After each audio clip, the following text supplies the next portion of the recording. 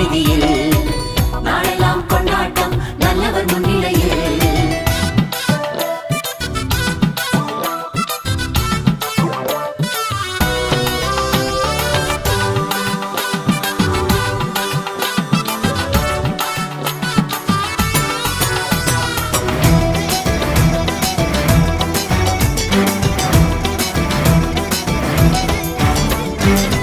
கிறிஸ்துவை நம்பினதால் பிதாவுக்கு பிள்ளையானோ, கிறிஸ்துவை நம்பினதால் பிதாவுக்கு பிள்ளையானோம்.